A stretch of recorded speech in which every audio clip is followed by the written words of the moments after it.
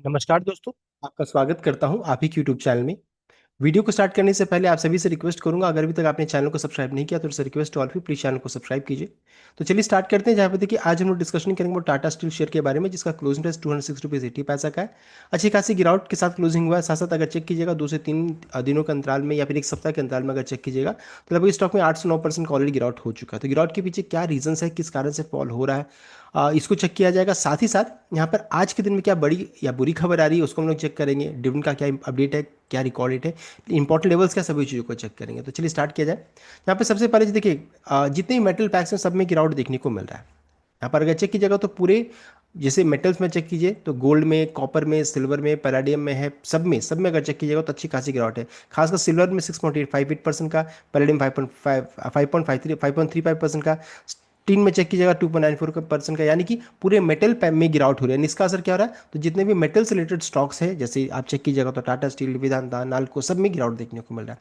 तो ये बहुत बड़ा रीजन है, मेटल्स में गिरावट होना, प्रॉफिट बुकिंग होना, ये रीजन बन रहा है।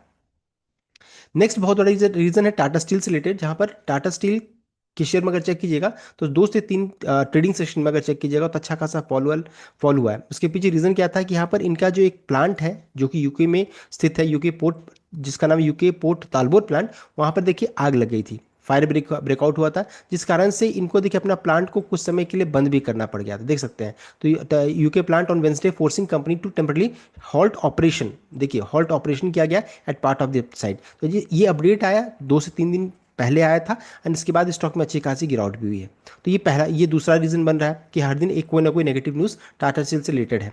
दूसरा न्यूज़ देखिए आज, या फिर कह सकते हैं तीसरी तीसरी अपडेट है, जहां पर आज के दिन में देखिए 7 जून को ये एक नेगेटिव अपडेट आ रहा है, जहां बताया जा रहा है कि टाटा स्टील ने खुद कहा, says UK plant low emission project facing delay in securing electricity access. तो इनका जो एक लो एमिशन प्रोजेक्ट जो था, जो काफ़ी समय से शटडाउन था, उसको ये कंस्ट्रक्ट कर रहे थे, अच्छा खासा इन्वेस्ट भी किया था, तो उसको अभी देखिए वो प्रोजेक्ट डिले हो रहा है बिकॉज उन्हें इलेक्ट्रिसिटी का एक्सेस नहीं मिल पा रहा।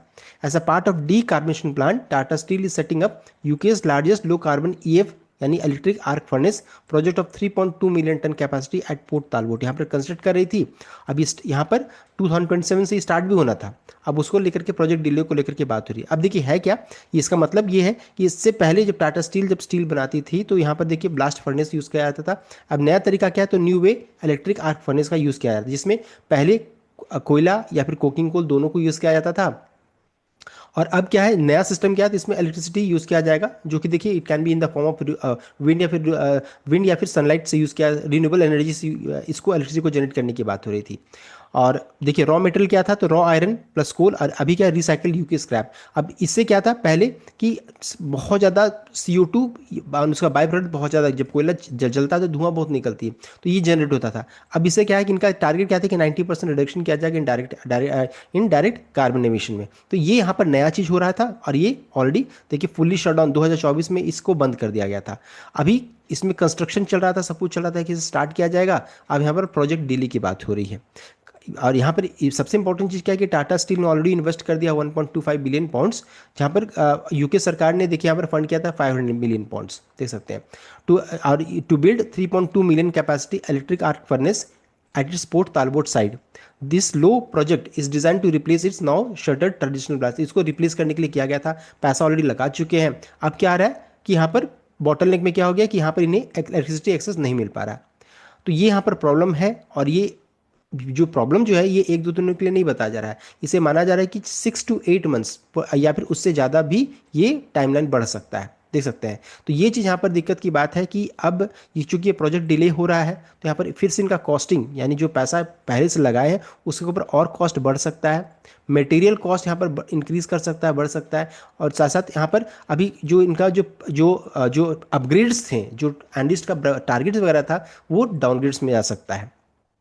अभी शॉर्ट टर्म अगर चेक करेंगे तो वोल्टाइल डाउनवर्ड बायस है, यहाँ पर इस रेंज में कंसोलिडेट कर रही है। मीडियम टर्म में चेक करेंगे तो एनालिस्ट में adjust near term earning per share target downwards to account for prolong transition cost. तो यहाँ पर डाउनवर्ड या ये इनका EPS जो रहता है उसे घटाया जा सकता है, यानी डाउनग्रेड्स आ सकते हैं, लेकिन ये तो मीडियम तक है। लॉन्ग टर्म में अगर चेक करेंगे तो न्यूट्रल टू पॉजिटिव है। लॉन्ग टर्म में डीकार्बोनेशन स्ट्रक्चर इज डिलेड, उसके यहाँ भी ये कंपनी ये नहीं बोली कि इसको बंद कर रहे हैं, डिले हो रहा है, तो इसका मतलब फिर लॉन्ग टर्म में फिर पॉजिटिव हो जाएगा। तो अभी थोड़े समय के लिए स्टॉक में गिरावट बन सकता है, लेकिन इसमें भी आपको वॉच करने की ज़रूरत रहेगी। इसमें वॉच ये करना है कि स्ट्रॉन्ग सपोर्ट 200 के रेंज में है, और यहाँ पर देखिए एनालिस्ट का सबसे इंस्टीट्यूशन प्लेयर जो रहता है अच्छा खासा यहाँ पर टेक्निकल फ्लोर बना के, इनका मानना ये टेक्निकल फ्लोर है, और यहाँ पर अच्छा खासा ओआई बिल्डअप भी है। यहाँ पर जो देख सकते हैं पुट ओपन इंटरेस्ट चेक कीजिएगा तो देखिए 6 मिलियन कॉन्टैक्ट्स है, तो यहाँ पर अच्छा खासा वाई बिल्डअप है, इससे स्ट्रॉन्ग सपोर्ट माना जा रहा है। ये टूटेगा तो फिर अच्छे खासे और बिकवाली होगी। रेजिस्टेंस 210 से 220 के रेंज में निकल कर आ रहा है, ये इंपॉर्टेंट है, दोनों लेवल को ध्यान दीजिएगा। साथ साथ मंडे के दिन में ये चेक करना जरूरी है कि कंपनी ये शेयर जो है 203 से 205 का जोन को ये अब यहाँ पर सस्टेन करती है कि नहीं करती है। अगर मान लीजिए ये लेवल के बाद ही बहुत समय तक ट्रेड करता है और उसके बाद फिर फॉल होता है, इसका मतलब न्यूज़ नेगेटिव स्टार्ट हो रहा है। और अगर मान लीजिए कुछ भी नहीं हुआ और ऊपर का मूव स्टार्ट हो जाएगा, इसका मतलब क्या हो जाएगा कि इमीडिएट बैड न्यूज़ जो रहता है ऑलरेडी प्राइस्ड इन हो चुका है, पहले से मार्केट ने इसे बचा लिया है इस न्यूज़ को, ये भी हो सकता है। तो दोनों चीज़ों को वॉच करना जरूरी है। इस लेवल को जरूर वॉच कीजिएगा, या फिर 200 लेवल को वॉच कीजिए, इसके नीचे आएगा तभी बिकवा लिए, अदरवाइज फिर यहाँ से तेजी बन सकता है। बिकॉज ये इंपॉर्टेंट है कि हो सकता है ये बुरी खबर को मार्केट ने पहले ही एस्टिमेट कर लिया हो, इस चीज़ को ध्यान दीजिएगा।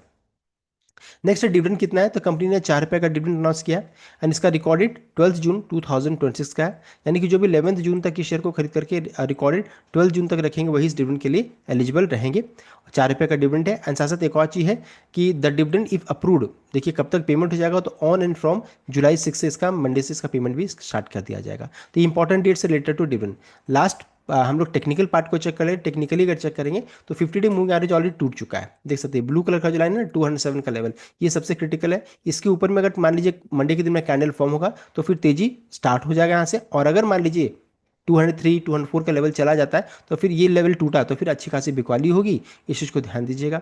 और यहाँ पे देखिए गैप भी है, तो हो सकता है इस गैप को फिल करने के लिए चला जाए, इस चीज़ को ध्यान दीजिएगा। तो 200 का लेवल ध्यान दीजिएगा, और सबसे इंपॉर्टेंट लेवल रहेगा अगर गिरावट होगी तो यहाँ पर एक अपॉर्चुनिटी हो सकता है 189 का जो लेवल है, जो कि आपका 200 मूविंग एवरेज का लेवल है, ये इंपॉर्टेंट सपोर्ट का काम करेगा, यहाँ पर फिर से बाइंग आ जाना चाहिए। और अगर ऐसा होता है, चूंकि 4 पीस का कंपनी ने डिविडेंड भी अनाउंस किया, तो एक हो सकता है अपॉर्चुनिटी भी बन जाए। तो इन सभी चीज़ों को आपको वॉच करना है, कॉशियसली वॉच करना रहेगा। उसी तक कंप्लीट अपडेट। आई होप आप लाइक कीजिएगा, शेयर कीजिएगा, चैनल को सब्सक्राइब कीजिएगा। Thank you.